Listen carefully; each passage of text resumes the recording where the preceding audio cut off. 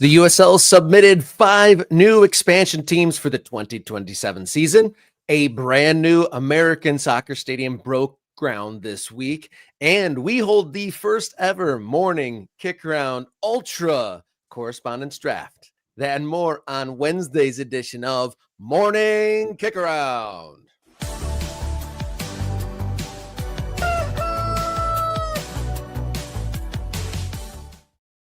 Hello, everyone, and welcome into Morning Kicker on the show that dots the map of the ever-changing American soccer landscape. My name's Robert Kerr, local soccer guy, and to my side, radio soccer guy, Jason Davis. That's me. I'm Jason Davis. Thanks for saying my name, Rob. I'm ready to talk about soccer with you today. Yeah, it's quite the day. We're going to focus a lot on domestic stuff here, but it is exciting to see teams from around the world start to arrive. Did you see the convoy that was the Turkey A team? I did not. I'm not up on my tracking of teams. I did see that a couple of teams had some issues with visas, Rob. Oh, dear. Let's hope that that's not something that dogs this tournament moving forward. But yeah, World Cup gets ever closer. And I know we will be talking World Cup, maybe not as much today as we will in the near future, but it's coming. Yeah, rounding out today's show, we have the Morning Kickarounds Ultras. The channel members have the opportunity to throw their hat in the ring to be a correspondent and chip in a little bit and get interactive with watching World Cup 2026. There are still some spots for the wheel of randomness that will pick names, and you can select the group that you want to share some factoids or your opinions on as we work through a 48 team World Cup. So if we break it into fours, that's a lot easier. So that's coming up at the end of the show. There's an American soccer stadium breaking ground. There are teams missing and surprisingly included into the expansion list for 2027. So that'll be exciting. But if you'd like to support the show, become a member. Just a few bucks a month gets you priority access to the comments on screen. You get into the Morning Kickaround Discord server, which is great, which we got conversations across the bat from people creating clubs to talking about the World Cup, to talking about expansion, pro rel, and actually a lot of people sharing kits and then meeting up out in the wild. That's been an unexpected addition to the Discord. Yeah, I like that. I like that a lot. Speaking of kits, our second batch of MK kits have been ordered, are in process. Our guy Mark is on top of that. So if you are owed a kit because you bought one or because it didn't make it to you for the first go round when you bought it during the first run, it's coming. We're working on it. So thank you for your patience. Thank you for supporting the show in any which way you can, buying merch, becoming a member, or donating via Ko-Fi. Morning Kickaround has a Ko-Fi account where you can donate there if you're reticent to do so here on YouTube, or just hitting a thumbs up and a share would be a wonderful way to support the show as well. So you still have till the end of the show. I'll check the Discord to add more names to the wheel of the randomizer for the correspondence draft. But you have something to say before we get to our news of the day? I just want to reinforce something that I think we say quite a bit on Morning Kickaround. And look, I think everybody who engages with the internet in the world we live in understands how this works, right? Rob and I get together with Jenny, who's not here today. Hence, any bad button pushing is on me. That's my fault. So be aware of that. You know, it's me, Rob, and Jenny every morning, every Monday, Wednesday, Friday, and we put together the show and we want to make something good. We want to talk about things that aren't covered in American soccer enough, I think. We want to talk about the growth of the game. We want to talk about the stories, the local stories that are happening across the country. We've learned very cool things about stuff happening in Chicago and in St. Louis and in Memphis and all these places, right? And what I hope people understand is that while Rob and I are working really hard to grow Morning Kickaround so that we can ultimately make a better show, right? Like, we want to have a better show. We want to have people behind the scenes who can help us make a better show. We want to be out there in social media, making all this stuff. You know, I see some of my friends in the business who have successful podcasts and have, say, corporate dollars behind them, and their social media games are extremely strong, right? They pop up in my feed a lot, and there's somebody editing their videos and making them look good, and taking things from what they make and piecing it out so that it can go to bigger audiences. And we don't have any of that, right? It's up to me and Rob to make that stuff. And there's only so many hours in the day, and both of us have other jobs that are doing the heavy lifting and supporting our families, right? And this is not woe is us. No one's we're not crying and saying that this is the worst thing to ever happen. But if we're going to get to where we want to go, if we want to make an even better show, maybe we want to go 5 days a week, maybe we want to branch out. Like, wouldn't it be cool to have other shows under the Morning Kickaround umbrella that are doing the same kind of things, that are all maybe hyper local, maybe regional, maybe specific league coverage, maybe whatever it is, and more interviews and just more stuff? It's up to you guys. Becoming a member is the key way to tell people that Morning Kickaround can be successful, right? Because right now we don't have a bunch of people knocking on our door saying, "Hey, can we be partners with you guys? Can we give you a bunch of?" We have some. Don't sell a show. We have a couple. No, we have what I'm saying is that it's not a vast number of corporate entities knocking down our door. We have some local clubs. We have some local leagues. We have a couple of people who have shown extreme interest in the show, and we appreciate them. Like, we understand that, they are supporting us in the beginning, and we need that. And I'm again, like, this is not a clarion call for like, oh, hey, please, I don't know, big company support us. Like, I'm not asking Nike to drop a bunch of dollars on us. I mean, that would be amazing, but I don't even know that that's the ethos of the show, right? I'm not sure that's the spirit of the show, the soul of the show. The soul of the show is local. It is small, for lack of a better way of saying it. It is the access to your team in your town that is very different than what we typically engage with in professional soccer. And we're going to tell stories about MLS. We're going to tell stories about the U.S. men's national team in the World Cup.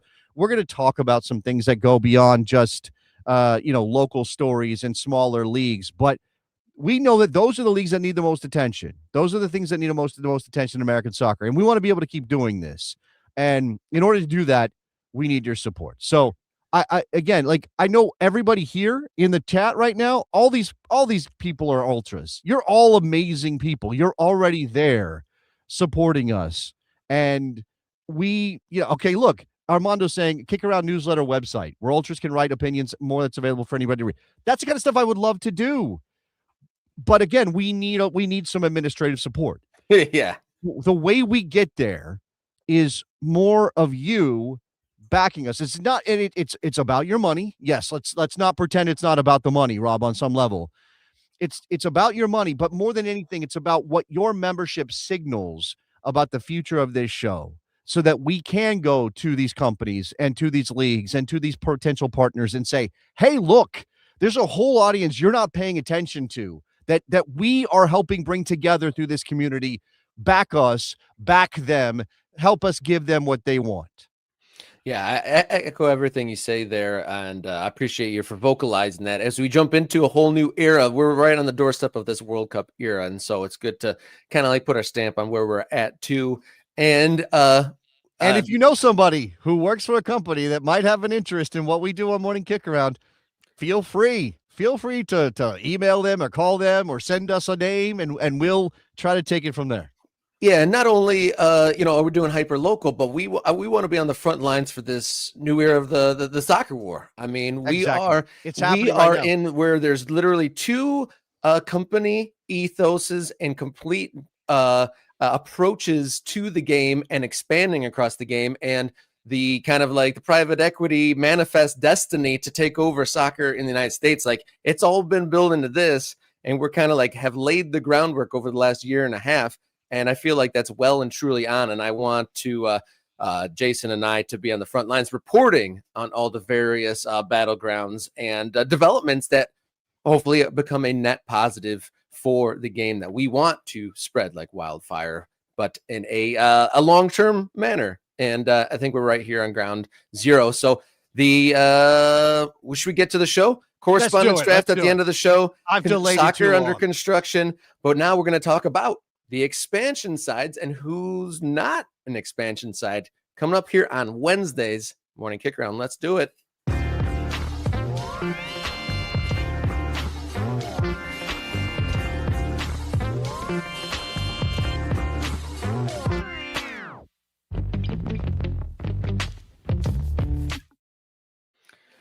All right, this week, 5 USL expansion sides, or USL applied to the Federation for 5 expansion teams, 1 in the USL Championship, but most notably 4 in USL League One. We talked earlier in the week about Atletico's Dallas plans to put a 17,000 person capacity stadium arrangement for the Cotton Bowl. So they're the one new championship team looking at 2027 launch.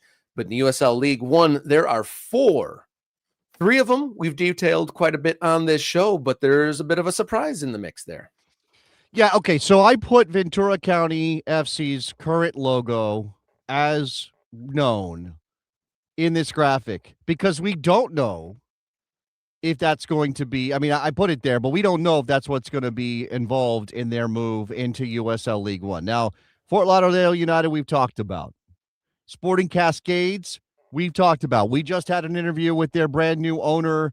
Make sure you go and listen to that. Go watch that. Support us as we, talk to the people backing some of these clubs launching in lower division soccer. That is core. That is core morning Kickaround content right there. It is. Owner taking over an expansion side. MK Core is absolutely us talking to an owner who's sitting in a park in Portland on some wonky Wi-Fi or whatever he was on a hotspot.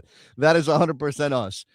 And look, I'm glad that we do that. I don't think anybody else is out there doing that on a regular basis, at least not from the perspective that we're bringing it. Port St. Lucie is another one. So look, that's 2 Florida teams, by the way. Port St. Lucie's got that whole, pirate themed mini golf thing going, which I think we talked about when we did their badge review. I don't hate it. It's just, it's a specific thing. Again, Ventura County is the interesting one.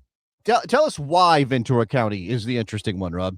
Well, we could even put this under culture wars or the soccer wars because Ventura County are ending their relationship. They were a Galaxy 2 team, but they are ending the relationship with the Galaxy and MLS Next Pro and becoming a USL League One side, which, like I said, we've detailed these other teams, but I don't think we had that on our bingo card coming into the week.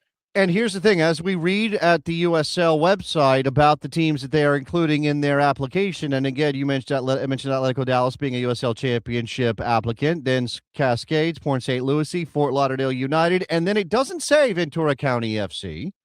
It says Thousand Oaks, name TBD. The Thousand Oaks Club will be operated by Oak Sports Holding, a sports and entertainment company that with investments across professional sports, entertainment, and real estate. Led by founder and CEO Mark Nurzai, the organization has been actively involved in growing the game through various initiatives in Ventura County. The club further expands USL League One's presence in Southern California, joining AV Alta FC as the league continues to grow across the region. I mean, I'm actually feeling bad. I should take it off the screen. I don't know if that badge has anything to do with what this is, right? So that is an old, again, so this is Jay Hunt saying the same owners as Ventura County FC, hence me putting that badge on screen. But this seems like this is a reboot. And what is interesting is that Ventura County FC, not to be confused with a Ventura County Fusion, a completely different club. Yeah. Ventura County FC was previously the reserve outfit for the LA Galaxy. Right. And actually, that team, as the LA Galaxy 2, participated in the USL Championship or whatever it was called. Was it called the Championship at the time? When when MLS reserve teams were playing in the USL, when the Red Bulls 2 won the championship or whatever that was. And now it looks like we've got our first crossing of the line when it comes to the soccer wars in America. We got a group that was involved directly with MLS and MLS Next Pro saying, you know what? We think there's a better deal. And we are now changing our allegiance to USL. and USL League One. That is interesting to me. Oh, definitely. That's the most notable nugget of this news. And to further contextualize this Thousand Oaks or former Ventura County FC, Alex Ashton, who updates a lot. His website is league1updater.com. And he says the group currently operating as Ventura County FC, MLS Next Pro affiliate, is ending that relationship and moving to USL League One. Stadium situation is questionable, with the club currently playing at William Rowland Stadium, California, Lutheran University. However, the movement of an ownership group, Oak Sports Holding, from MLS Next Pro to USL League One is a first and certainly symbolic shot in the ongoing soccer wars. So someone that's definitely really tuned into USL League One, calling this a first of its kind as well. And will there be anyone doing similar one way or the other between USL, who has the private equity firm backing their momentum towards a promotion and relegation system, a first at the national professional level in the United States, versus MLS Next Pro, who recently announced their injection of cash from a private equity firm, but seem to be going in more of a minor league AAA baseball hockey sort of a way. So we are on the ground floor here of who comes battling it out for the middle-sized cities across the United States and for the sporting ethos as well. I think, if I'm not mistaken, Rob, you have booked us a guest for Friday to talk about some of this, and also maybe talk MLS TV ratings. Yes, sir. Yeah, I'm excited for that. Simon Evans is coming on Friday, and he was like, "What topics do you want?" And I was like, "This one's maybe a little bit hefty, but can you compare and contrast what's going on in MLS Next Pro with the private equity firm investment versus the USL and the promotion relegation?" And he kindly accepted. So we'll talk a little bit further about that. But out of the 5 teams that we know about here, obviously Ventura County, the mystery, but Port St. Lucie, Fort Lauderdale United, and Sporting Cascades. Don't correct me if I'm wrong, but I think with these 2 additions, Florida has 9 pro soccer teams between the USL and MLS, which does that make them? We were talking about Soccer Town with the high school stuff earlier in the week. Does this make them the soccer state? I mean, it's an explosion, is it not? I'm actually going to bring up here, as we're in process, a couple of visual aids, Rob. So give me a second here, because as you said, there is a mystery around Ventura County because there is a previous connection to MLS Next Pro or MLS, and now they're jumping to USL. What is their stadium situation, as you mentioned, from Alex Ashton? And just for visual, I wanted to bring in this. This is a shot of the stadium, the California Lutheran Stadium, where Ventura County FC currently plays. I mean, it looks like a small sports venue. As you can see, a couple of stands there in the distance. And then you mentioned Port St. Lucie, and this is the best I could do on short notice of their rendering. That's the only thing we've seen, and they've had it on a really weird. Didn't they put it like on a Google Maps, and then they just dropped that on top of it? That was, I believe, that might have been a local news affiliate who did that. I don't know if that was the team, but yes, it was like, here's a Google Street view or a satellite view, and then they plopped it right there. You see the high-rise element, you see the stadium, which looks a little, I don't know if that's sunken or not. It does look like it might be a little bit. So that's Port St. Lucie. 6,000, I think, is the aim for Port St. Lucie in terms of the capacity. I know you mentioned also with the Port St. Lucie expansion for 2027 that they had a mini golf pirate sort of a thing going on, but that area of Florida is referred to as Florida's Treasure Coast. So I think they're playing into that. No, they are, and I get it from a historical perspective and the culture of the area. Apparently, I don't think I knew this, right? Like, okay. My dad lives near Pensacola, so I know that's the Gulf Coast, right? It makes sense. That's a different Gulf Coast. That's a different world. No, it is. I know it's a different part of Florida. It's what they lovingly call it, the Redneck Riviera. Rob, I don't know if you were aware of that. I've heard of that. Okay, I've never really. Is Clearwater considered part of that? I actually don't know where Clearwater is. I do know Pensacola and Panama City are on that side of the state. Okay, they're the Panhandle area, right? But I didn't realize there were so many coasts different coasts. There's Treasure Coast, there's Space Coast, there's like Gold Coast or something. Am I remembering that one on the other side of the state? There's so many coasts in Florida, and they want to put teams in all of them. No, let's talk about the teams that are not included in this update, Rob. All right, we'll move on to that in just a second before we get too far departed from the expansion teams that are. But I got a shout out, good comment here. The Ventura County or Thousand Oaks team could call their supporters the Thousand Blokes. I like that. So wanted to get that in the show. That's why we got the MK Ultras getting their comments on the screen is for that. But yeah, five teams trying to get into USL in 2027. But let's talk about who did not include themselves in the list. Coming up here on Morning Kickaround.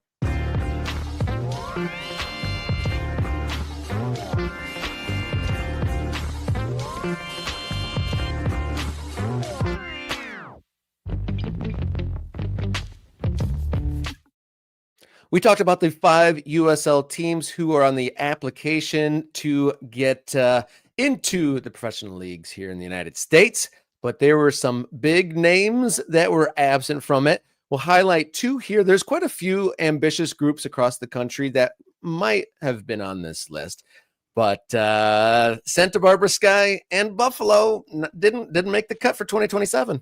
Okay, so let's talk about what we know as to why this might be happening for Santa Barbara and for Buffalo. And you know, these are the 2 that I think had gotten farthest down the road towards, we're going to play. Just get ready. Go ahead and get yourself together because it's going to happen. Santa Barbara had ownership issues, right? Santa Barbara had funding issues. Now, we were ahead of a lot of people on the issues that Sporting Cascades was having up there in Oregon recently as they try to launch into the USL League One. You know, we had heard that the original investor in Sporting Cascades went AWOL and nobody knew where he was and the payroll wasn't getting made and the league had to step in to keep the project on life support while they looked for somebody. And Bill, what's his name? I'm sorry, Cornog? Yeah. Bill Cornog stepped in. Yeah. And so between the league and Patchwork, they were able to retain all their staff there. So kudos to them. Yes, in the league right. And look, again, you give credit where it's due. The USL figured out a way to keep that project rolling without a lead investor. They went and found somebody. Bill steps in. Again, go watch our interview with Bill. Very unique. He was in a grove of, I don't know what kind of trees those were. Okay. Anyway, he steps in. Santa Barbara had something similar, although I am not as close to the details on that one, but I have heard things. In fact, I was, you know, there's a Mexican element, a relationship between a group that's got an investment in Mexican soccer with Santa Barbara. I think that's relatively new. That may be the group that stepped in when they were having money issues from the beginning. They maybe have solidified that, but they're clearly not ready to launch. And remember that this is a team that was originally going to be in USL League One. Then they purchased the operating rights to a USL Championship franchise from the owners of Memphis 901, who had stadium issues in Memphis and shut down their team. And then Santa Barbara was like, okay, we're going into the USL Championship. Santa Barbara is an odd place for a USL Championship team in my mind, just in terms of market size. And it's sort of Monterey Bay. It's like, really? Like you're going to support okay, sure. You know, give it a shot or whatever. You know, so Santa Barbara has kind of been, and we did a badge review on them, I think. And maybe their badge came out before we started the show. That might have happened. I think that was amongst our initial discussions about proposed expansion teams and badge reviews. I think we could go back all the way to the late 2025 when we launched the show and talk about Santa Barbara Sky. But there's been a lot of churn and question marks about Santa Barbara Sky for quite some time, and that seems to, like you said, being coalescing into something productive, but clearly not in 2027. But an even bigger one too. Hold on, before we get to that one, I just want to mention the Santa Barbara Sky was originally conceived by Peter Moore, who at one point was the CEO of Liverpool. He's been in the game in a number of different, he's been in business in a number of different places, but one of those things was the CEO of Liverpool. He's British American, and he's the guy that's kept this thing going. He doesn't have the money himself to run the club, I don't believe. But yeah, he and it's a good point from Riverside Grove, by the way, about, I'm making some, I'm bringing up some questions about Santa Barbara as a USL championship market. The college team in Santa Barbara is excellent and has been for a very long time. And I think that's one of those places that gets 10,000 out to watch college soccer matches on occasion. So, maybe that's what they're trying to tap into. But get to the other one, Rob. Yeah, big name that we've detailed through this show. They've had a couple different stadium announcements and renderings at a couple different locations, and we thought that we'd see them actually, get into the field of play in 2027, but it's not to be. Buffalo and Peter Marlette's operation still trying to make it happen, but it's going to be at least 2028 at the soonest for anything professional to happen out in Buffalo. Yeah, we talked to Peter Marlette. When was that, Rob? That was, I think with, just as a guess, early 2026, at least a year. 2025. This is 2026, but it wasn't this year. It was April 2025. So more than a year ago, we talked to Peter Marlette Jr. about the effort to bring professional soccer to Buffalo. And he was very much in I'm going to talk about it with everybody mode, because they thought they had a path towards getting a team on the field in 2026. And now we know that they won't play in 2027. So at the very earliest, it's going to be 2028. They had an original stadium site identified. They were going to do one of those erector set style stadiums, very kind of what's a prefab, I guess, kind of is the way that they were going to do this initially. I don't know if they had a longer term plan, to build something more fitting of a professional team in a town like Buffalo, but they had a plan to put up a prefab stadium, and they picked a site. And then it turned out that there were some noxious fumes in the air, and this was too close to a factory that would have been a problem for everybody. I think they were they were using that idea of, we're building a soccer stadium for a professional team, but we're also going to make this community available. And then it was like, well, you can't have kids running around on a field next to a factory that's pumping out noxious fumes, Rob. Yeah, that whole situation was odd, because they said they had some tests and they did all sorts of safety preliminary research, and it was all good. But the company or the factory or whatever it is right there said no, this is a terrible place. It was just kind of a wild admission from a company to say no, we're seriously a toxic spewing entity. You shouldn't put a stadium there. That still kind of blows me away that the company would admit that after the soccer organization was saying, oh, we got these tests and it's all good. But then eventually, I don't know if it was public pressure or just the realities of the toxicity there made them change their mind. And now they're stuck in kind of a purgatory, because I think is it 2 false starts on locations at this point? They've had, I don't think we got to, they've identified another site, an alternative site. They kept saying, and Peter kept saying, we've been in talks, we're getting close, we're going to find a site. And I don't want to dive into the geography of Buffalo because I'm not an expert. But some of the chats suggesting they set up an academy, right? They've done that. They're bleeding money, right? That's obviously a problem when you are forced to keep the operation going without your product on the field and revenue coming in through that. I think at one point they maybe weren't, I don't know if they were taking season ticket deposits, Rob, but I feel like they got to that point of hey, put your name on the list because we're coming. Well, Santa Barbara definitely did. Santa Barbara definitely did. It had to refund a bunch of money is what Santa Barbara ended up having to do. Here's the statement from Buffalo that they posted to the website. And shout out to Ray on Blue Sky, who sent this to me to make sure I was aware. I don't want to read the whole letter. It's fairly long. But this is a letter from Peter Marlette Jr. saying, I know many of you have been following our effort to bring professional soccer to Western New York, and I want to share an important update directly with you. After careful consideration, Buffalo Pro Soccer will not begin play in 2027. It says, my commitment to this project is stronger today than it ever has been. Over the past year, we've made meaningful progress, built real momentum, and continue to strengthen the foundation for what this club can become. We are grateful for the energy, enthusiasm, patience, and trust our supporters have shown through the process.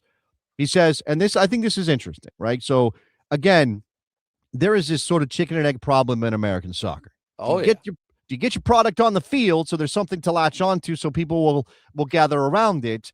even if you're maybe not perfect, maybe if you have, even if you don't have all of your boxes checked, or do you wait to make sure that your launch meets a certain standard in order to make a good first impression? Our Yeah. goal has never been simply to launch a team, Peter writes. It is to build a club that can thrive in Western New York for generations with the right ownership, stadium plan, academy pathway, community foundation, and competitive infrastructure in place from day one. And Rob, I would love to get your thoughts on that, because we have seen clubs who are basically like rush to market, get our product out there, do something that feels like it's a little a little less than fully baked, and then what happens?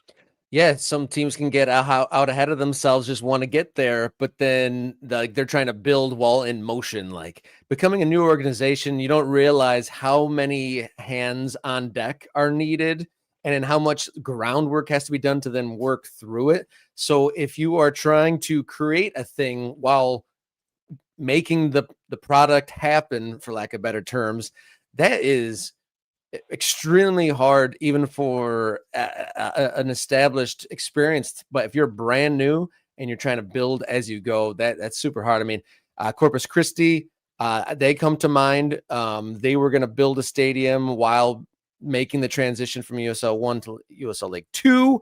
They had to delay that, and so the experience that they may have promised or said was going to be a reality hasn't come to fruition. And then so people with the expectations that bought in thinking that we were going to go to, the first year, brand new stadium, they were disappointed perhaps. Kind of in the middle, there is Fort Wayne. They are playing with it being built. And I don't want to say that's rushed, because that's been a long time coming, but still, it wasn't there.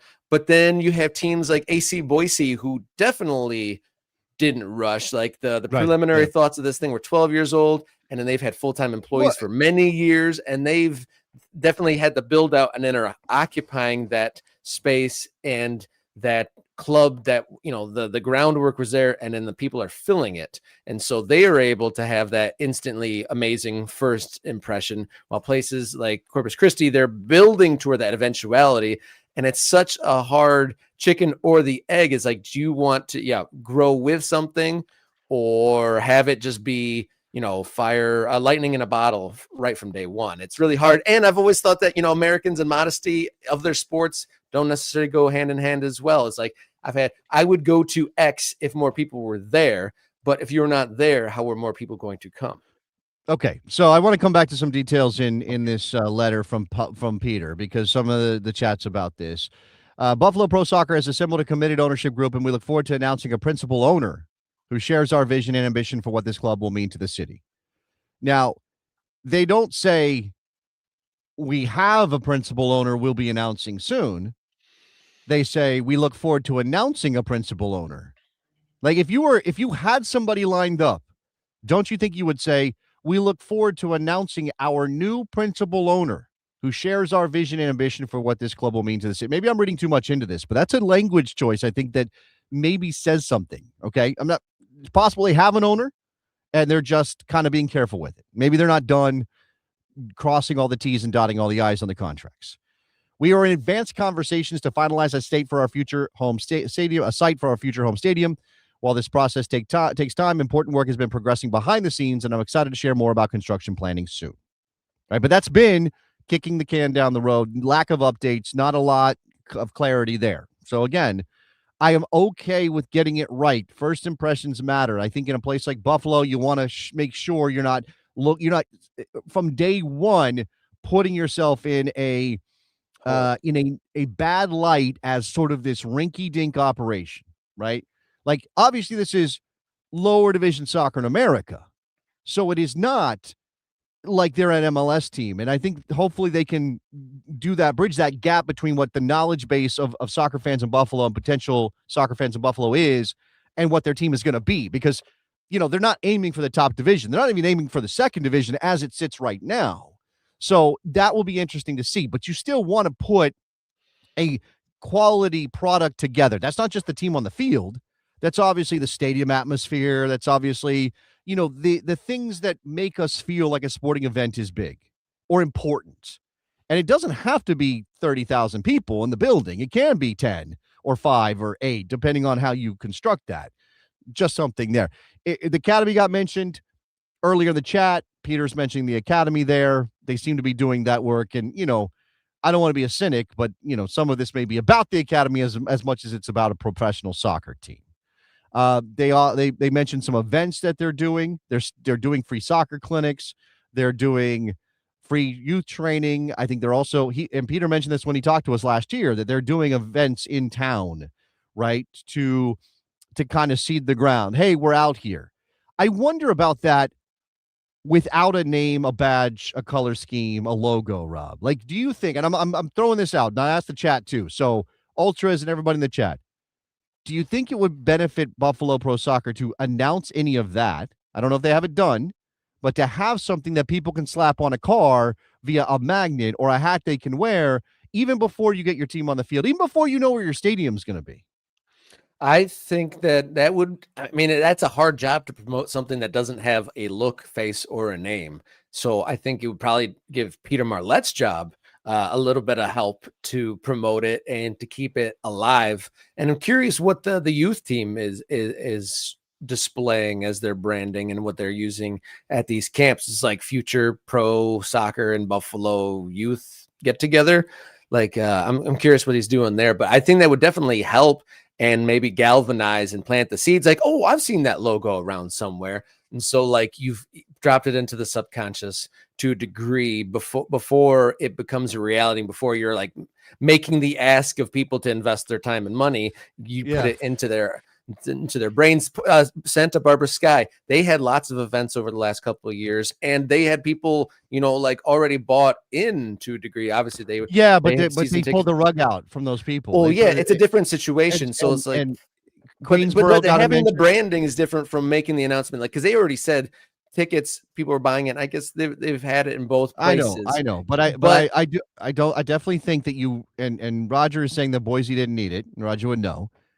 I think it's a very fine line. Like, yes, you could, and maybe it needs to be a placeholder, or maybe it needs to be something that you can say, this represents us, but this isn't going to be the final look. Get ready, so you can see the ground. I don't know, because it says our identity has been shaped by the community from the beginning. Over the past year, we've worked with our creative council and the Martin Group to turn that feedback into a name, colors, and crest that reflect Buffalo and the supporters, helping bring this club to life. And again, they haven't announced that yet. And now with the delay to kickoff, will they delay that as well? Or is that coming very soon? So in this situation, I almost have a thought in the back of my head. What would Peter Wilt do? What would he do to galvanize some attention for this? I'm thinking maybe they should have a community-driven naming contest or something like that. And then so if they have a name and a badge and a look, that could maybe amplify public pressure so that city officials or people that Buffalo are courting to get space to build a stadium. Maybe if they have the logo and more people rallied and participating in such a campaign, it could put public pressure, like, to show the hunger for the team to come around. And we've seen in the past in various different ways between sports and politics and stuff like that, the public pressure and the ability to quantify interest of the public can take things farther than just a written submission.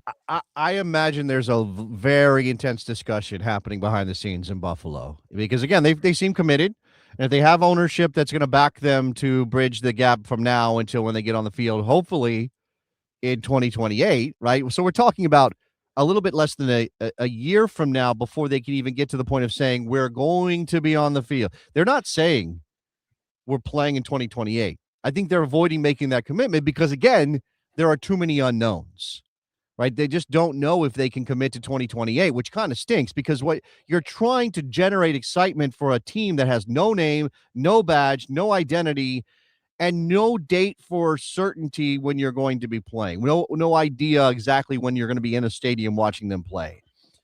And I think you do have to do things to remind people you're out there. And I imagine, again, there's probably an intense discussion with the World Cup happening, right? If the World Cup wasn't happening, you may not have as much pressure to have a name, a badge, something people can connect to.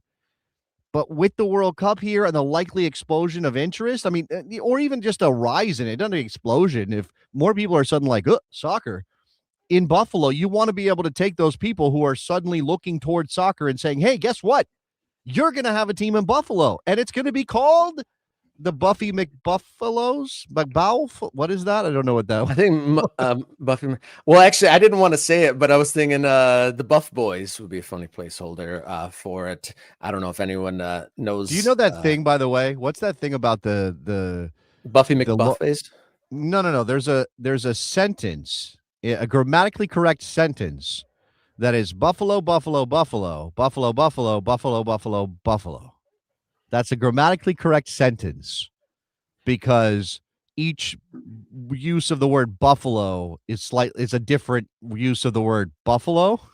So I don't know. That's very. So is Buffalo like a rebuff? Like what is other than like the name of the place, the name of the animal? What is Buffalo? There are three different definitions. One is the city, obviously, Buffalo, New York.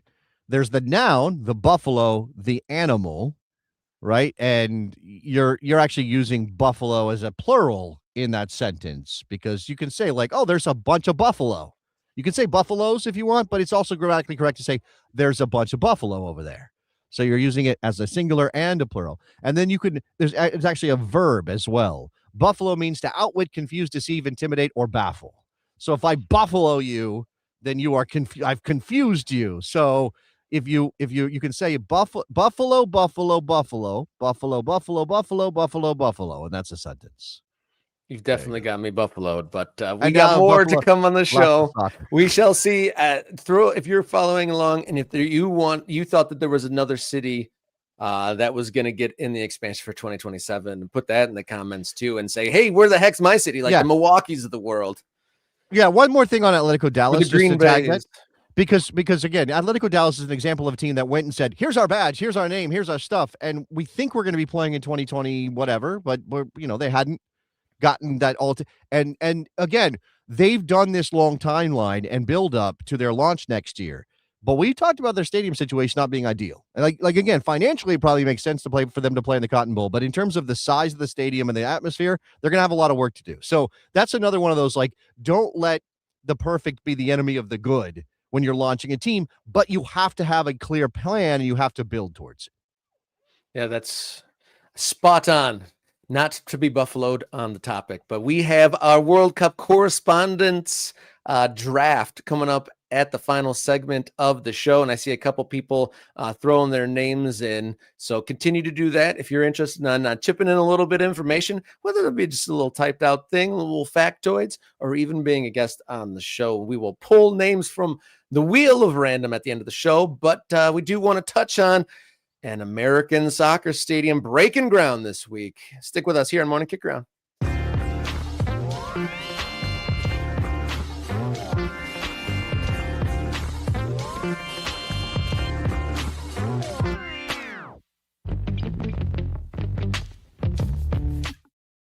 A couple of pieces of American soccer stadium news this week.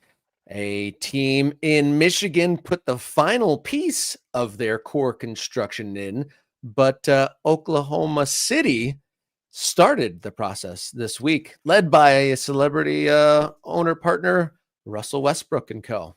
Yeah, there's Russell wearing short sleeves. Everybody else is wearing jackets and looking very businessy. Well, there's that one guy.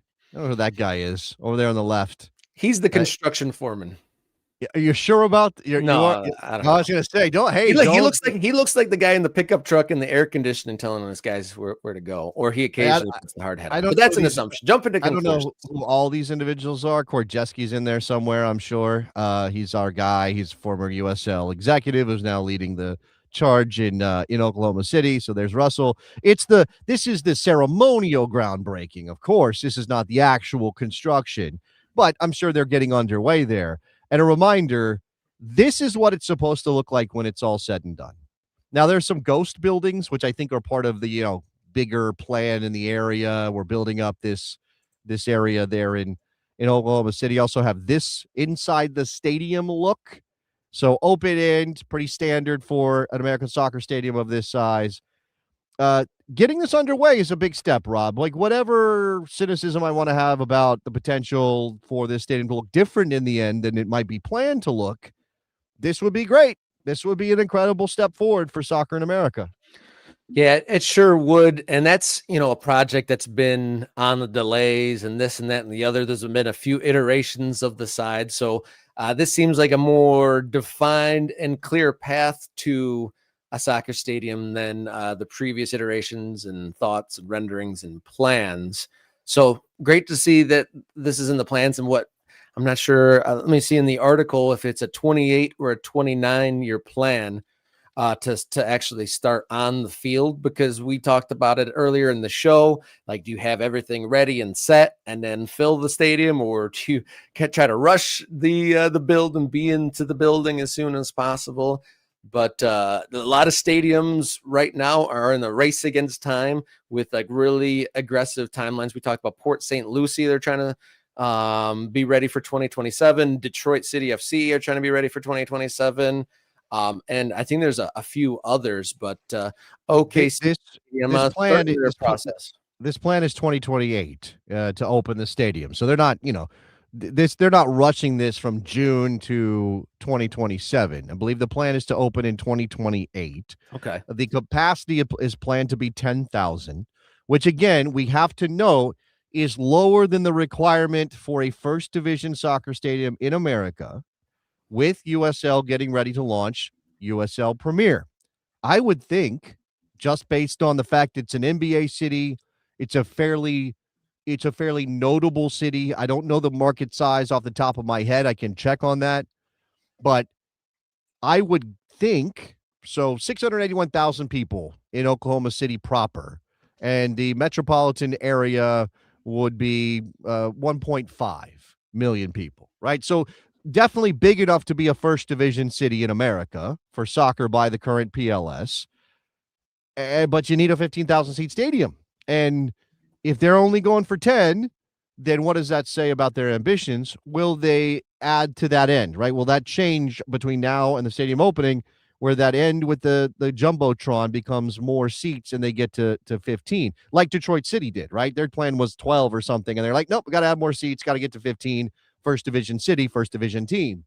The other thing to note about Oklahoma City is another one, because we just talked about this in the last segment, a team without a name or a badge yet, Rob. Like they've got their shovels are in the ground on their stadium, and they have yet to announce their identity. And I'm just noting that as I kind of think about what that means for this club in a town that's had two fairly recent clubs come and go. Rio OKC, which is a whole story in and of itself. Yeah. OKC Energy, and I have several shirts and scarves in this room right now that I sit in for the dead club that is OKC Energy. And then obviously there's an NASL history in town as well. Well, in the region. I guess Tulsa had a team. Did Oklahoma City have a team? I guess they didn't. It was Tulsa that had a team in the NASL era. The Roughnecks. But, it is an interesting region for that. Yeah, and second division might be the right spot for them. Obviously, the Thunder punch above their weight, and they do excessively well in the NBA. But according to most rankings, Oklahoma City is the 47th largest television market. So for the second division, that would, falls right in line with that. And so I'm glad to see that they're giving themselves a little bit of time to breathe, but they do use OKC Energy. So like if you go to try to look up information about this expansion effort, it is the Oklahoma City Energy's website still, or last time I looked at that. So they're connected to energy, and they're not, scrubbing that from existence at all. Well, Tulsa Mario, we'll have to go and double check this. The Oklahoman, which is the biggest paper in the state, he says the Oklahoman has released the name and it's going to be OKC United, which I'm not on board with. I'm just not. We got to be a little bit more creative. And look, I'm ready to talk to Court Jeske about that if that's true. Court, come on the show and tell us why, if that's true, if Tulsa's Mario's correct and the Oklahomans released it, why you're going to be OKC United, and instead of something a little bit more imaginative, because you have options. Yeah, unless there's like rife division in the city and they're all splintered factions of Americans in OKC, and this team will unite them all in the true sense of what united means in a soccer or football parlance. But I don't think that's what it is. Hold on. We need to confirm this. I'm not doubting Tulsa Mario is reporting what he's seen, but there's already a team called Oklahoma. Well, it's called Oklahoma United. It's not called Oklahoma City United. I guess that's technically a variation. Then 9 months ago, I'm seeing over on Reddit that they were talking about this. According to OKC Talk, the OKC Energy will be rebranding as OKC United when the stadium is built. All right. Yeah, again, I don't know. OKC United. OKCU? All right, sure. I don't know about energy. I'm not sure about energy as a name. I was never quite on board. I see that in the chat, Battle Red Mike liked it, but yeah, man, I don't know. I want American soccer teams to be a little bit more creative. You don't have to follow. If you think, oh, we've got to be a little bit more European with our naming, because for whatever reason, that conveys a sense of legitimacy.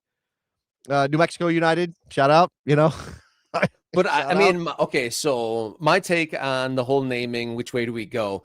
It's consistency regarding like what you pick, stick with it over time, because even the ones that are ridiculous over time start to mean more and don't like you start to go from that's ridiculous to that's kind of awesome that they stuck with that. Like the Toronto Raptors, everybody laughed at that at first, but nobody really bats an eye at that. The Raging Rhinos, people would love for a team to be called the Raging Rhinos. Well, there is a line, and I think a team like this is walking this fine line between we are obviously not the top level of soccer in the country, right? I think we can't pretend otherwise, but we don't want to debase ourselves by being jokey with our identity, right? Like a la minor league baseball, minor league hockey, that kind of thing, right? Now, there are teams in minor league baseball, minor league hockey that are not jokey names, but there are plenty that are like, well, we're just leaning into the ridiculousness of this. Like it's more the family marketing, right? It's like spitters and such. Yeah, we want you to come out. It's fun, and there's a mascot in it, and things are about the day out with the family rather than the sport on the field necessarily. And obviously in minor league baseball, you're doing that because everybody recognizes that this is in service of developing these players to go to the major leagues, and nobody's under any illusions about what a minor league baseball team is trying to achieve. It's win a championship because that's fine and this is a competition, but ultimately that's not a big deal. Soccer in America has tried to carve out, lower division soccer in America has tried to carve out this place of saying, no, we're not minor league. We've talked about this a lot, and I know we're not really minor league that way. We're not developing players for a team that owns them. We might develop players and sell them, but that's because it benefits us, and we make that choice, and we are wholly independent, and we represent our team, or our town rather, as a wholly independent entity, and we want to win a championship to glorify our team in our city. And can you name your team something goofy, or even slightly goofy, or even can be kind of perceived to be goofy if you're trying to walk that line? But again, the default of boring name, European English style name, basically, is just not doing it for me. It's just not doing it. Okay, here's a good example. Do you think of the Pittsburgh Riverhounds as a minor league name, Rob? Yeah, I guess so. Yeah. Does it occur to you to think, does it diminish the Riverhounds in your mind? No, because that's grown on us because it's been around for long enough to where it means something. And their history, you can look back in Riverhounds history, and I think that's fine. I just like consistency. Like you can look back in time. You're right, because what happens is the team sort of moves beyond its name, kind of the name might initially be kind of jokey and funny and, oh, what is that, a Riverhound? Okay, and eventually over time, you mentioned the Raptors. I always bring up the Utah Jazz, a relocated team from New Orleans where jazz is a thing, to a place in the West where jazz is not really a thing, and it might be against the law there even. And look, I know RSL still gets heat, still gets stick for their name, which is a European style name that is, again, the other side of the spectrum. They tried too hard on the European style name. One that comes to mind is North Carolina, right?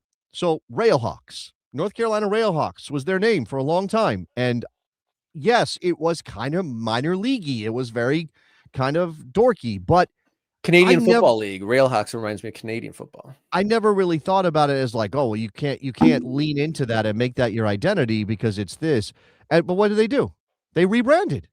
and they wiped it out, right? And they went North Carolina FC, and now they're just a place name and a football club. And it's like, yeah, but you've again, I mean, I don't know. You just kind of stripped away anything that makes that unique. And now it's just, again, it feels like in a country where that has never been a thing, you're trying to put on the mask of European soccer. And I don't love that.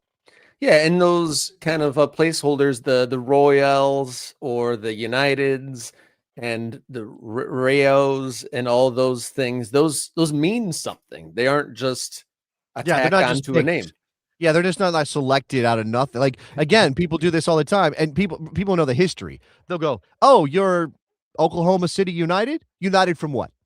Because why is Manchester United called Manchester United? Because several clubs got together, a couple of different clubs got together, and like, well, we can't really operate independently. We'll get together. Well, what should we call ourselves? Well, we're united as one club. Hey, that's our name, Manchester United. And it's a descriptor of the history of the club, not just something you picked out of thin air. Yeah, exactly the point there. But we'll move right along from this topic of conversation. That came all from stadium talk, but we digressed into naming. Well, but I didn't even here. We did the work earlier to bring this. I think you wanted to mention, right, that Grand Rapids put up their last beam. Yeah, the last beam. So we talked about OKC breaking ground, and this is MLS Next Pro side, AC Grand Rapids. We're saying this is going to be the crown jewel of the MLS Next Pro world. Why the tree? What's the tree? Is that something I don't know about the history of like final beams or something? Why the tree? Anybody know? Anybody know about the tree? I tried to do something to make it seem more symbolic. I don't know. There could be some sort of a deeper meaning than that, but makes it showier for the press gathering there, and that's interesting. This is definitely Grand Rapids in Michigan soccer, because in the NPSL days back probably 10 years ago now, they drew really big crowds, and they have a very active, very competitive amateur soccer scene there. So like the dangle of a pro team was always lurking around, especially since Grand Rapids FC ceased operations, but they went MLS Next Pro, and this is kind of like one of the first strikes in the MLS Next Pro versus USL Pro Rel battleground, and we'll see how that all pans out. But the final being put in there, and then they are set to get started in 2027 as well. But wrapping that up on the Soccer Under Construction segment, we do have one more segment to go here on Wednesday. It is the MK Ultra World Cup Correspondence Draft. First one ever. Coming up next here on Morning Kickaround.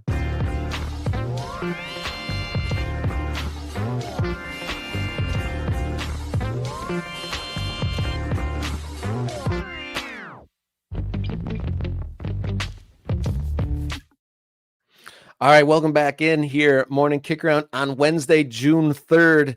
All right, first time ever World Cup Correspondence Draft. We put a call out last week. If anyone wants to make this a little bit more of an interactive experience with the biggest soccer tournament of all time, starting up in are we into single digit days yet? Is it about? Yeah. No. The tournament kicks off on the 11th of June down in Mexico, when Mexico faces off against South Africa. So we are 8 days away. We are 8 days away. It is a week from tomorrow, essentially. I mean, that again, it is. It's a week from tomorrow, Rob, that the World Cup kicks off. That's absolutely mental, as some friends say, but we are going to draft correspondents to give us a little bit of a context, background, or whatever on specific group match days. And so there's 12 of them. Should we be specific with our instruction for our correspondence, or can we leave it up to them? Like, and maybe in the chat, if you guys give me a response here, would you rather it be like, hey, bring us whatever you want to bring us about the nations involved in your group? Like I said earlier, I think I said this on Monday. Like, I kind of want to know about the league in some of these places that aren't, in Europe or in the top 5 leagues of Europe. Like, I want to know about some of their quirkier clubs. I want to know about some of their history. If you can pull up, the history of some of these places in the game. Like, I don't necessarily want you to tell me about what formation their national team is going to play when they hit the field in the World Cup. I want something a little bit more esoteric. Is that a good instruction, or do we need to be more specific? Yeah, I want them to answer. I just want everyone to kind of have a little bit of, skin in the game, so to speak, so that we can make this more fun and, collective sort of thing. If you want to email us something, I heard something about a clip, and he's talking about he needs specific instructions. So write us a little bit of a write-up. Luke is a chaos agent. He's giving us a warning. All right. All right. So as of now, we can contribute what you want, and then if you need some specific guidance, we will help you. Okay. There you go. Okay, that's what it is. That's exactly.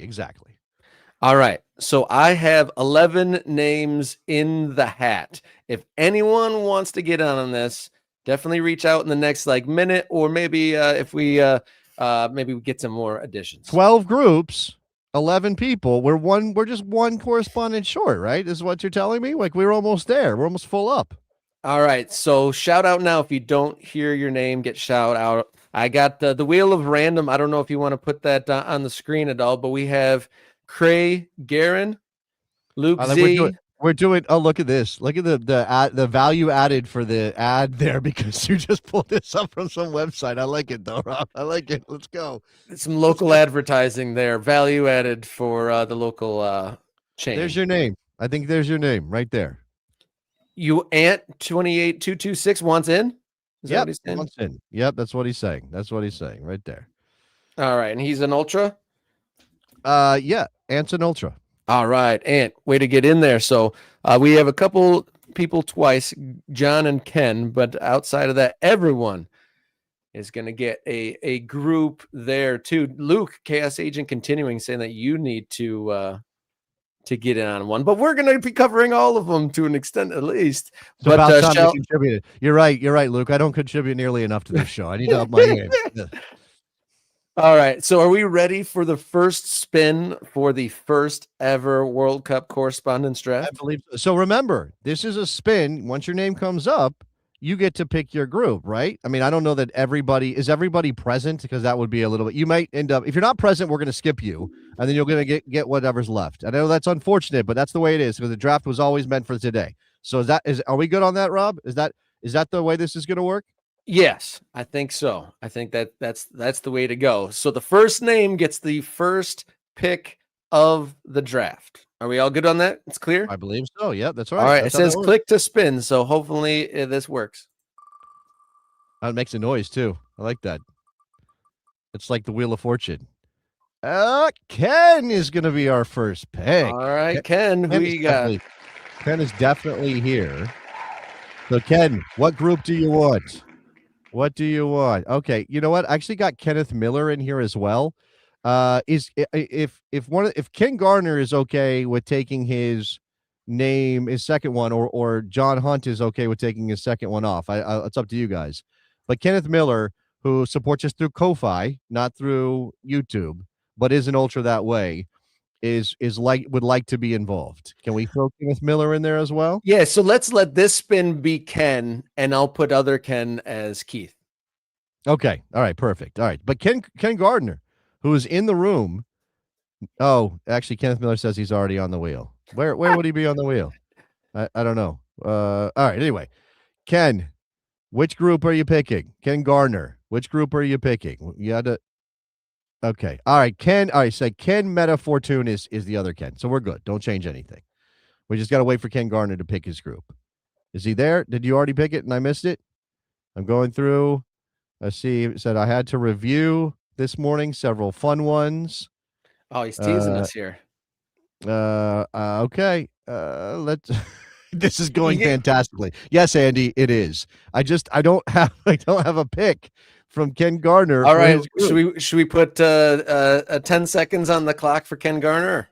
Well, there's a slight delay from when you and I say something to when our chat reads or hears it. But yeah, I need somebody. I need Ken Gardner to pick. So is this going to get changed from Group H? There it is. Group H. Got it. Group H includes the likes of, man, we got so many teams to scroll through. Scroll. Group H is Spain, Cape Verde, Saudi Arabia, and Uruguay. So that's an interesting group. I like that group. That's a really good pick, Ken, because that's a potential winner in Spain, a debutante in Cape Verde, Saudi Arabia, who knows what you're going to get out of it, and Uruguay. Man, feisty down there. All right, cool. All right, so we got H. What's next? Let's spin it again. So there was a Keith I'm adding, right? Keith? You were going. No, you're not. You're not adding anybody. I don't think you're adding. So the Keith via Ko-Fi wasn't a thing. No, that was Ken, and he's already on the board. He's right, so never mind. He's Meta Fortune. He's Meta Fortune on the board, so he's already there. All right. Oh, you added Keith. There was no Keith. Yeah, no Keith. All right, invented Keith. Here we go. Second spin.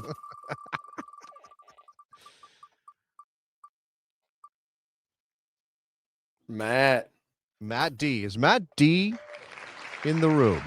You know what I'm going to do? I'm going to go check over here and see if I can follow along.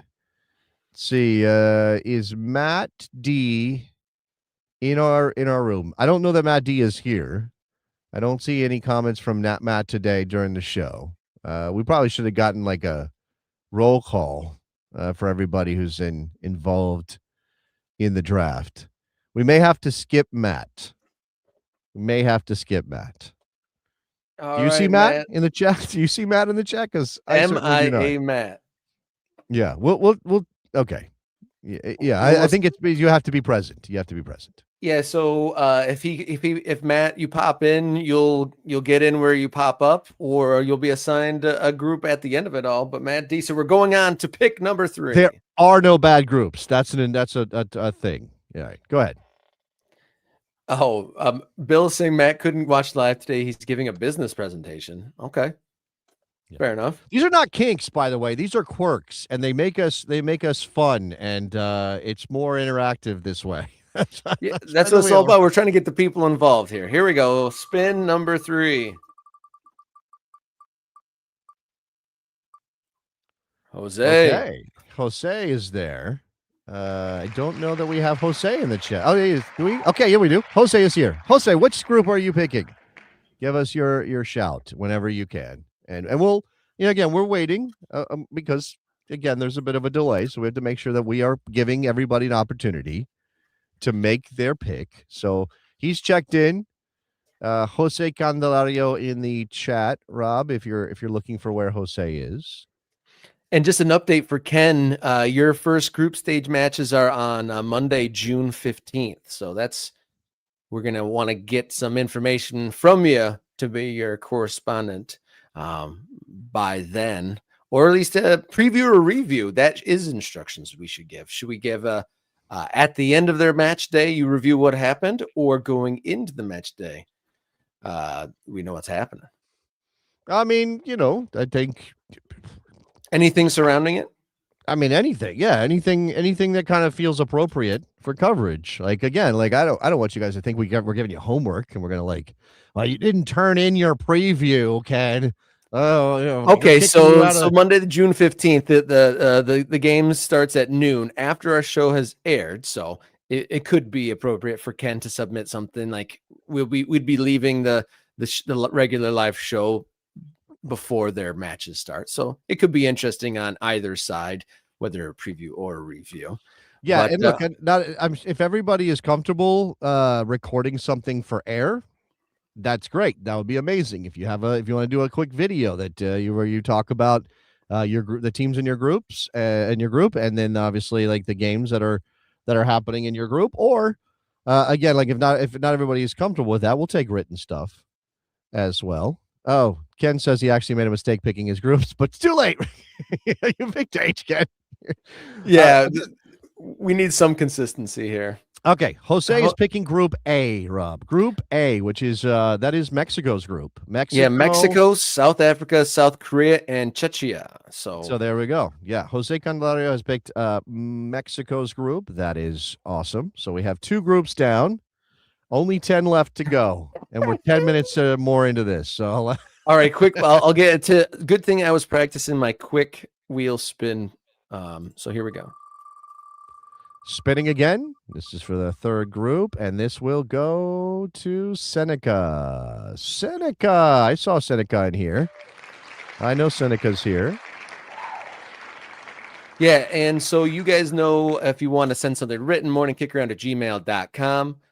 If you wanted to send a video that's too big for an email, we can set up a drive for correspondence media materials or pop on here.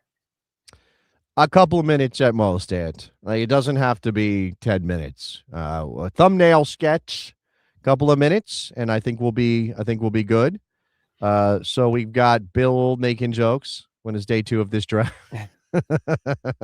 Yeah, that's when we get down to the later rounds when you've got when you've got tackles coming out of Eastern Ohio State University or whatever. So there we go. I think that the absentee like Matt, I think second round of the draft is filling in the absentee ballots. Yeah, kind of saying he's not sure he could be live. Guys, we're not requiring live reports. This can be completely recorded as per your schedule. So feel free. All right, Seneca, we're just waiting on a pick from Seneca for their group. I don't know how far behind Seneca might be. Seneca Rocker Dubvy, jump in here with your group. Now, here's what we can do, Rob. Well, we could get the entire order of the draft, so at least we know that. Okay, Seneca wants the group with Egypt. What group is that, Rob? All right, now you're making us do the research here. So, looking for the group with Egypt. Group G. Group G. Group G. Here we go. Belgium, Egypt, Iran, and New Zealand. Oh, nice. Nice. Obviously interesting, too, because Iran has been forced to move their base camp to Tijuana, and they're traveling into the country the day of the game in order to play because they cannot stay in the United States. That is such a dumb thing that's happening with this World Cup. All right, let's see. What else we got? Who we got? I'm waiting for Luke to come up because it's going to be wild. All right, Ken Metafortune, I saw you in here. I know you're here supporting us on Ko-Fi. Oh, wait, you're not doing the applause, right? That's the website sponsored by Meyer. That's is that how you say that? Is that how Meyer? you say that? All right, he is saying Group F, Rob. Group F, which is Netherlands, Japan, Sweden, and Tunisia at the World Cup. That is a nice group. I like that group. Japan's always fascinating. What else we got? All right, here we go. It is Luke Zagorski. 6th pick in the draft. Luke Zagorski, the person whose contribution I most worry about. I think he'll do something. It won't be a lack of effort, but it won't be. I don't think it'll be normal. He says, I'd like to make my pick in German. Yeah, there's actually a bylaw. If you pick in a foreign language, you actually lose your selection. All right. Well, you need to actually tell us what that is, Luke. What letter are you picking here? All right. If you're following along, he's stringing us along. So we'll pick the next name, and we'll see if you're gonna get skipped. If he gets his answer in before your guy's skipping you. Wales group. All right, so here we go. Oh, you are doing it. You pulled the plug on Luke. No, that's so mean. He gets it in just in time. He picks Group C. So Luke, in the nick of time before your group got gazumped, you got Group C, which is Brazil, Morocco, Haiti, and Scotland. So that's a fun group too. Nice. All right, with the 7th pick, Craig Aaron, who you got? Yep, 7th pick, Craig. So what do we have? We have some good groups left. I'm seeing from Dan Kane. He's saying that Brazil is staying 5 minutes from his house, which is in New Jersey. Sorry, Craig. Right? Luke just took Group C, so Luke beat you by about 20 seconds to that. He got in there. He almost delayed himself into missing out on the group he wanted. So he is now B. Okay, B is definitely out there. That's the American group. That's the United States of America. So Craig Aaron's our guy on the United States and Paraguay and Australia and Turkey. I'm sorry. That's inaccurate. USA's group D. Canada group. Yes, Canada's group. My apologies. I got my wires mixed up. That's Canada's group. Canada, B&H, Qatar, Switzerland. All right. B&H. This thing. What are they? A department Bosnia store? Herzegovina. If we want to be All right. Exact. So B. All right. So that's Canada's group. Nobody's picked America's. There's group. a Nobody B&H wants to- Grand Rapids team, actually. Isn't that? Oh, that's B&L on in Wally. They're called B&L. John Hunt. Yeah, sorry, Craig Aaron, for getting my wires crossed. You picked Canada's group. Well done, sir. You picked the Great Mr. White Hunt. North. Mr. Hunt, you're up for number 2. All right. So what did he already? He does not have a group yet because this is his number 2 entry, correct? Yeah, he threw his name in twice, and he wants Group K, which is Portugal, DR Congo, Uzbekistan, and Colombia. We got to figure out which one of these groups has the best food variety, where the best comida comes from. I would love that could to actually know. be its own separate tournament. I want to know the national dish of every country at the World Cup. So when you bring your report, especially as we get ready to start the games, I want to know the national dish. We learned about the Cape Verde national dish when we were in Pawtucket, Rhode Island, so I'm already up to speed on that one. I don't know if America has a national dish. Exact macaroni and cheese. I don't know what it is, but whatever country you get, put your national dish in there. Are we going to get back-to-back Johns? We're going to get Wes Henderson, I think. Is Wes here? Is Wes here? I haven't seen him yet. Okay. Wes might be getting skipped. So we've had 2 of our correspondents not be able to be here live. I understand life and work. I think you should drop everything to watch every episode of Morning Kickaround. That's me. That's just my opinion. But I mean, that's what I do. I mean, we all do that. You do that. Yeah. I do. I drop everything to be. I drop my kid. I'm like this. Floop. And then throw him over your shoulder. It's 9:30 on a Monday, Wednesday, Friday. All right. Well, it's Wes, who's out of New Mexico, one of our New Mexico guys, right? Wes Henderson, I believe that's correct. He's in Florida now, though, actually. Oh, is he in Florida? But he was okay. I got my wires crossed there too. All right. We'll have to come back, Matt and Wes. You're gonna get delegated. Notice nobody's lining up for this USA group. Nobody wants the US group. Nobody wants the responsibility of having to follow the USA in this tournament. Barbecue might be our national dish. Good shout from Battle Red Mike in the chat. All right. Other John, which means Ant is the guy who gets left to the end. But because of the 2 no-shows, Ant's not going to get the absolute last choice. He's actually going to get a good choice. Or a slightly better choice than you might have imagined, I guess. All right, so what do we got here? What do we got? John, Group E is not taken. Group E, so again, avoiding the American group, Germany, Curacao, Ivory Coast, and Ecuador. So there you go. Côte d'Ivoire. No barbecue from New England. Okay, John's correct. There's not a lot of barbecue in New England, so that can't be the national dish of the United States. I wonder if Ant's going to win this spin. Rob. All right. So Ant, and then there is a 12th pick. Does anyone want their name to be spun around in a circle for the 12th? Because we only had 11 names. Is there anyone else wanting the second one? Because so Ant, who are you gonna pick? Let's start there before we get ahead of ourselves. We get Ant's pick, and then we can't assign. Well, I guess we could assign the other 2, and then just leave the last group available. You know what? I'll take at the end of it. I'll take D. If it has to be like that, I will take D because that's the U.S. group, and I will take it. But if anybody wants to step up, I'm happy to hand that off to whoever wants it. I can hold D it if available. For me, I'm saying if that's what's left at the end because we have 11 correspondents. All right, so let's take note of what is left over. So there should be 4 left over here. All right. Well, so Ant is taking L, by the way. Oh, good. Taking England, Croatia, Ghana, and Panama. Beautiful. Yeah, and then Dan says he would split the responsibility with me on D, so we can do that. Dan and I. Dan Kane? All right. Yeah. He doesn't want the full responsibility. He said he'd consider doing it. Dan, if I'm misrepresenting your words, feel free to correct me. All right. So in review of the first ever Morning Kickaround Ultra World Cup correspondent draft, in the first pick, Ken Garner picked Group H.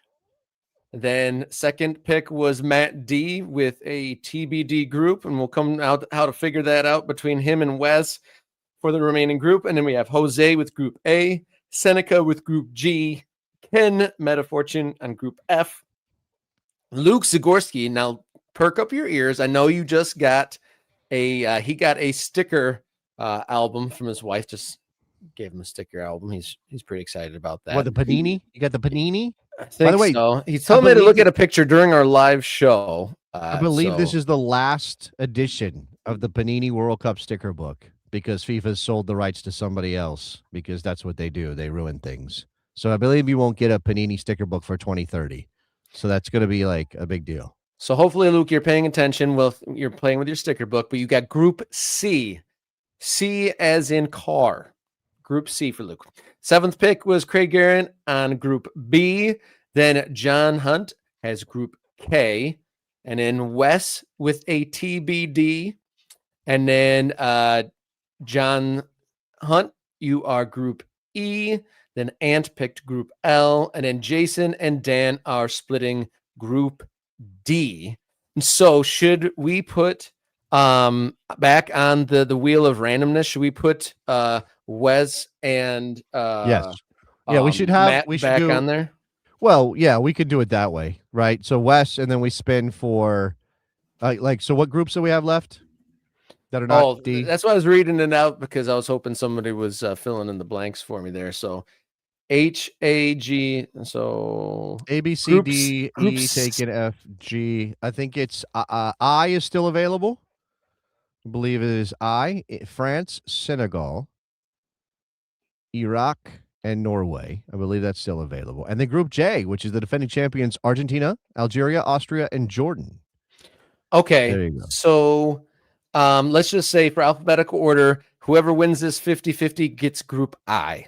How about that? All right, that's perfect. Let's do it. That could be a champion too. I mean, nobody wants to talk about the French. Is that kind of what we're doing here? Is that the oops, I'm sorry, put that back up. All right, so Wes will be France, Senegal, Iraq, and Norway. Yep, Wes has Group I, and so that means Matt D, you have Group J. All right, Matt D he'll be informed. He's got Argentina. By the way, if Matt D is going to do any research on Argentina, pass it over to me because this morning, my wife is on a work trip. She is currently in Raleigh, North Carolina. If you go through the airport in Raleigh, you might see my wife. Don't bug her. That would be weird. But she might be there at the airport in Raleigh working. She sent me the airfare plan for a trip to Buenos Aires later in the year. So if you learn things about Argentina, tell them to me, and I will use them for my research for my potential vacation down to South America. So if you are an MK Ultra, a channel member here, I'm going to post in a couple different places all these group assignments. And then if you have questions about how to contribute in a useful manner, Jason and I will gladly help you out.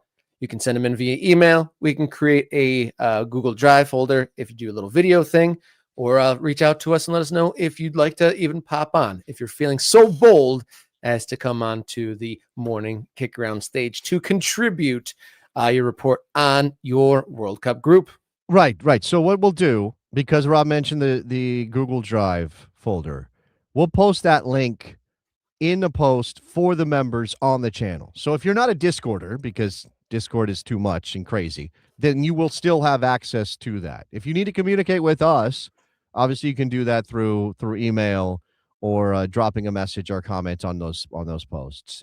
That's a good way to do that. All right, guys, good show. We talked about expansion sides. The sides is not expanding yet. Some stadiums under construction, and the first ever World Cup correspondence draft. And looking forward to covering this unique tournament in a unique way together with the Ultras. So thank you for throwing your hat in the ring. Thank you for watching. We will be back on Friday with guest Simon Evans and a lot more American soccer coverage. So until then, be brave, be safe, and enjoy your soccer.